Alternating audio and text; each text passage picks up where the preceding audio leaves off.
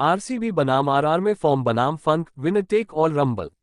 Match विवरण। Rajasthan Royals RR बनाम Royal Challengers Bengaluru RCB eliminator. Ahmedabad 1930 IST 1400 GMT। बड़ी तस्वीर, कोई दूसरा मौका नहीं। 21 अप्रैल को रॉयल चैलेंजर्स बेंगलुरु आरसीबी ने कोलकाता नाइट राइडर्स KKR से 200 से ज्यादा के लक्ष्य का पीछा करते हुए एक रन से हार का सामना किया, जो 8 मैचों में उनकी 7वीं हार थी, जिससे वे लीग में सबसे निचले पायदान पर पहुंच गए। जैसे जैसे उनके सीजन में निराशा की एक जानी पहचानी भावना छाई हुई थी, एस्पिन क्रिसिन्फो ने बताया कि उनके पास अभी भी एक मौका था, हालांकि यह असंभव था। तब से आरसीबी ने एक पुनरुत्थान किया है। जिस तरह का बदलाव रसातल से वापस आने वाली खेल टीमों के बारे में प्रेरणादायक पटकथाओं के लिए प्रमुख सामग्री रहा है। आरसीबी ने न केवल लगातार 6 मैच जीते, उन्होंने 35 रन 24 गेंदें शेष रहते 38 गेंदें शेष रहते 60 रन 47 रन और 27 रन के बड़े अंतर से जीत हासिल की, जिससे उनका नेट रन रेट बेहतर हुआ और वे 3 अन्य टीमों से आगे निकल गए, जिनके अंक उनके बराबर थे, और इस तरह उन्होंने प्लेऑफ में प्रवेश करने के लिए नाटकीय अंतिम क्षणों में दौड़ लगाए।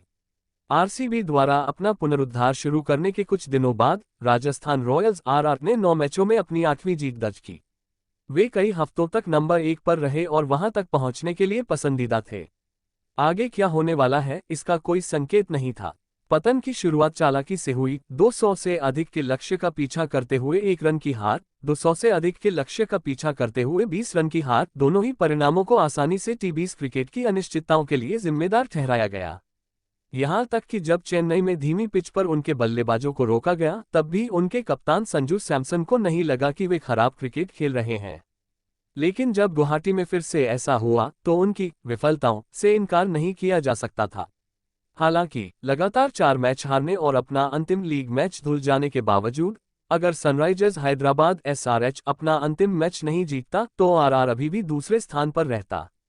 शुरुआती जीत के साथ उन्होंने कितना मजबूत सुरक्षा जाल बनाया था, हालांकि यह इतना मजबूत नहीं था कि उन्हें फाइनल में पहुंचने का दूसरा मौका मिल सके। खेल में आत्मविश्वास और गति का मूल्य मापना असंभव है। आरसीबी और आरआर का अप्रत्याशित उत्थान और पतन इस बात का उदाहरण है कि T20 क्रिकेट कितना अप्रत्याशित हो सकता है। लेकिन आत्मविश्वास और गति जैसी अमूर्त चीजों के अलावा अनुभव भी है। आरआर इस सीजन में उच्च दबाव वाले नॉकआउट गेम खेलने के किसी अनुभव के बिना एलिमिनेटर में उतरता है। दूसरी ओर आरसीबी ने पहले ही 6 एलिमिनेटर खेलकर एलिमिनेटर के लिए क्वालिफाई कर लिया है। पिछली मुलाकात बटलर के शतक ने कोहली के शतक को पीछे छोड़ दिया। यह आरआर की 4 मैचों में चौथी जीत थी और आरसीबी की 5 मैचों में चौथी हार थी। विराट कोहली ने जयपुर में 72 गेंदों पर 113 रन बनाए, जो आईपीएल के सबसे धीमे शतक के रिकॉर्ड की बराबरी है। हालांकि उसके बाद से उनकी गति में बहुत तेजी आई है।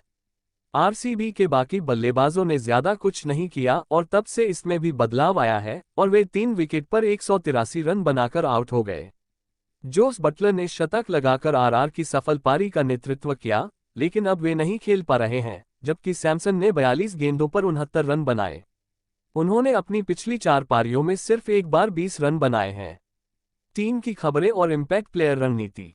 रॉयल चैलेंजर्स बेंगलुरु आरसीबी ने चेन्नई सुपर किंग्स CSK के खिलाफ अपने पिछले मैच में ग्लेन मैक्सवेल को वापसी में शामिल किया, जब विल जैक्स इंग्लैंड लौट गए और उन्होंने 5 गेंदों पर 16 रन बनाए और 4 ओवर में 25 रन देकर 1 विकेट लेकर डिफेंस की पहली गेंद पर 1 विकेट लिया।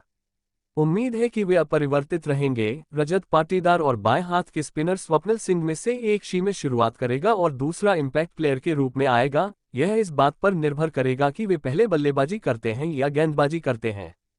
संभावित 12 1 Virat Kohli, 2 Faf du Plessis कप्तान, 3 Rajat Patidar, 4 Cameron Green, 5 Glenn Maxwell, 6 Dinesh Karthik wicketkeeper, 7 Mahipal Lomror, 8 Swapnil Singh, 9 Karan Sharma, 10 Lockie Ferguson, 11 Yash Dayal, 12 Mohammed Siraj. Rajasthan Royals RR ने अपने पिछले दोनों पूर्ण खेलों में टॉस जीता, लेकिन उपपार कुल बनाने के बाद हार गए। क्या वे अपने इम्पैक्ट प्लेयर की रणनीति का अधिकतम लाभ उठाने के लिए पहले बल्लेबाजी कर रहे हैं? पहले बल्लेबाजी करने वाली शी में 6 बल्लेबाज और 5 गेंदबाज। अगर वे शुरुआती एकादश में 6 विशेषज्ञ गेंदबाजों के साथ मैदान में उतरते हैं, तो उनके पास लक्ष्य का पीछा करने के लिए केवल 6 विशेषज्ञ बल्लेबाज ही बचते हैं। चेन्नई में उन्होंने पहली पारी के बाद ध्रुव जुरेल की जगह तेज गेंदबाज नांद्रे बर्गर को शामिल किया। हालांकि गुवाहाटी में पंजाब किंग्स PBKS के खिलाफ उन्होंने पहली पारी में एक अतिरिक्त बल्लेबाज के रूप में डोनोवन फेरेरा को शामिल किया क्योंकि वे गिर गए थे, जबकि शिमरोन हेटमायर, जो चोट के कारण 2 मई से नहीं खेले हैं, को RR के आखिरी लीग मैच के लिए फिट बताया गया था, लेकिन उन्हें 7 ओवर के मुकाबले के लिए शुरुआती एकादश या सब्स्टिट्यूट बेंच में शामिल नहीं किया गया था, जो अंततः एक भी गेंद फेंके जाने से पहले ही धुल गया था। अगर वह एलिमिनेटर के लिए फिट होते हैं तो उन्हें रोवमैन पॉवेल या फेरेरा की जगह पर लाया जा सकता है। सुर्खियों में RCB और RR के बीच का अंतर। कोहली और फाफ डू प्लेसिस की तेज शुरुआत, पाटीदार द्वारा बीच के ओवरों में स्पिन को ध्वस्त करना और कैमरन ग्रीन और दिनेश कार्तिक की फिनिशर का नतीजा ये हुआ कि RCB का रन रेट सीजन के पहले हाफ में 9.54 से बढ़कर दूसरे हाफ में 11.03 हो गया, जो उस अवधि में सबसे अच्छा था। अपने 6 मैचों की जीत के दौरान RCB ने पावरप्ले में 170, बीच के ओवरों में 174 और डेथ ओवरों में 199 के स्ट्राइक रेट से रन बनाए हैं और एलिमिनेटर में अपने लगभग सभी बल्लेबाजों के साथ बेहतरीन फॉर्म में हैं। उनके गेंदबाजों ने सीजन के पहले हाफ में 10.70, लीग में सबसे खराब से दूसरे हाफ में 9.22, दूसरा सर्वश्रेष्ठ तक अपने सामूहिक इकोनॉमी रेट में सुधार करके बल्लेबाजी फॉर्म में इस उछाल को पूरा किया है। दूसरी ओर RR ने सीजन के दूसरे हाफ में 9.07 के रन रेट से रन बनाए हैं, जो 10 टीमों में सबसे कम है। उनके शीर्ष 4 बल्लेबाज, जिनका सामूहिक औसत 50 था और पहले 9 मैचों में उनका स्ट्राइक रेट 153 था, अब उतने शानदार नहीं हैं। उनकी लगातार 4 हार में ये औसत गिरकर 31.66 हो गया है और स्ट्राइक रेट 133.42 पर आ गया है। यशस्वी जायसवाल ने अपनी पिछली 3 पारियों में 32 रन बनाए हैं। सैमसन ने अपनी पिछली 2 पारियों में 34 गेंदों पर 33 रन बनाए हैं और बटलर के प्रतिस्थापन सलामी बल्लेबाज टॉम कोहलर कैडमोर ने एलिमिनेटर से पहले अपने एकमात्र मैच में 23 गेंदों पर 18 रन बनाए हैं। केवल रियान पराग ही फॉर्म में है और RR को उम्मीद है कि उन्हें बल्लेबाजी क्रम में ऊपर और नीचे समर्थन मिलेगा। महत्वपूर्ण आंकड़े। संदीप शर्मा चोटिल हो गए थे और इस सीजन में RR RCB के एकमात्र मैच में नहीं खेले थे, जहां कोहली ने नाबाद शतक बनाया था।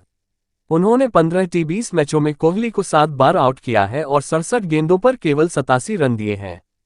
कोहली ने अपनी पिछली 8 पारियों में 187 का पावरप्ले स्ट्राइक रेट बनाया है, जिसने इस सीजन में पहले 6 ओवरों में उनका कुल स्ट्राइक रेट 162 तक पहुंचा दिया है, जो किसी भी IPL में उनका सर्वश्रेष्ठ है।